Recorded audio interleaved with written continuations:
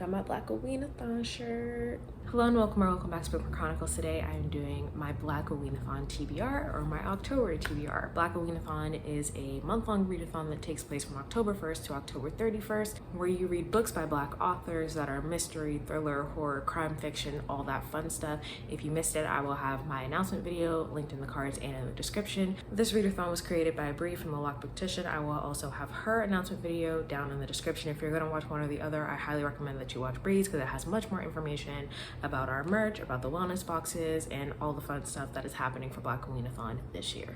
As a reminder of the prompts, we have 6 of them. You have to read one book that is backlisted 10 years or more, a recent release, one that has queer representation, one that takes place in the South, one from the 20th century, and one from an underrated author. So a lot of these you can double up on. I'm going to attempt, keyword attempt, to read an individual book for each prompt and possibly an additional one.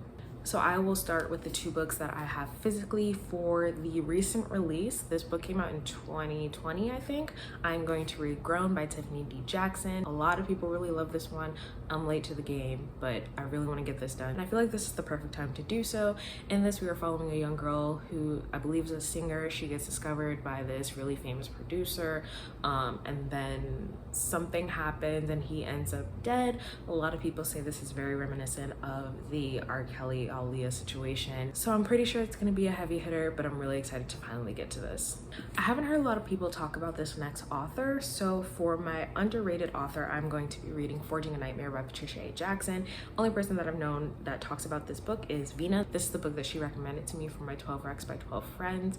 In this, we're following an FBI agent in New York City, and there's a serial killer who's targeting people who were all born with like 12 fingers or something, and then there's a sniper lady, and somehow that's connected, and it's like apocalyptic and there's paranormal elements.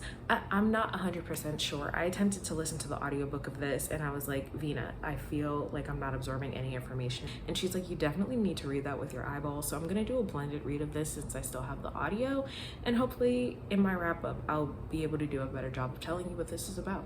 The book that I am reading for my backlisted book, 10 Years or More, is Devil in a Blue Dress by Walter Mosley. So I know that I have this book in my library of Black literature, thanks to Nicole. I actually have most of this series thanks to Nicole.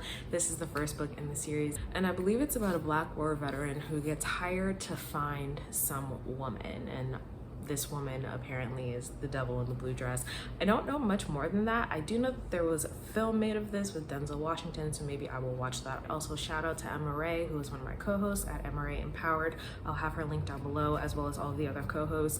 But she put this on her TBR, and when she said it, I was like, ooh, I know I have that book, so I'm gonna read it too.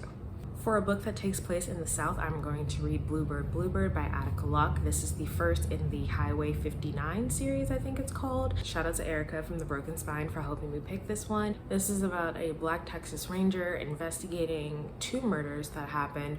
One is a local white woman, the other is a Black lawyer from Chicago. I kind of just skimmed over the synopsis because I didn't want to get too much into it, but I think this one's going to be really good. This is also the first in the series, which is not helping my series spreadsheet situation, but hopefully I like this one too, and if I do, I will continue the series.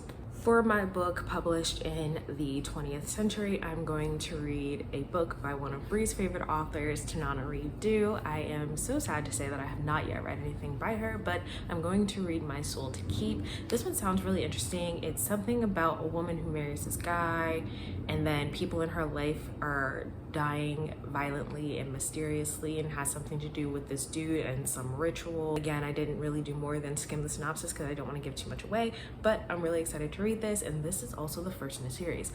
Why did I do this to myself? For my book with queer representation, I will be reading The Taking of Jake Livingston. This was donated to my library of Black literature by Alicia. Thanks, girl. So in this one, Jake is one of the few Black kids at this prep school. I think the ghost of a student at a different high school who shot a bunch of students, and then himself. Somehow Jake gets tangled up with that ghost. I don't really know much more than that, but like I said, I'll just give you a better description in my wrap up. I'm really excited to read this though, and hopefully I'll read this one physically since I know I can get the book from my library.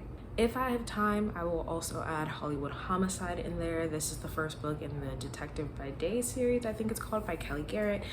I've heard really good things about this series and her other book, Like a Sister, so I really want to start reading her work. I don't know if this is necessarily a cozy mystery, but it is a series, so if I like it, I will continue. So let me know if you have read any of these or if they are on your TBR. Let me know if you are planning to participate in Blackoweenathon and what you plan to read. Otherwise, that's all I have for you today, and I'll see you in the next video.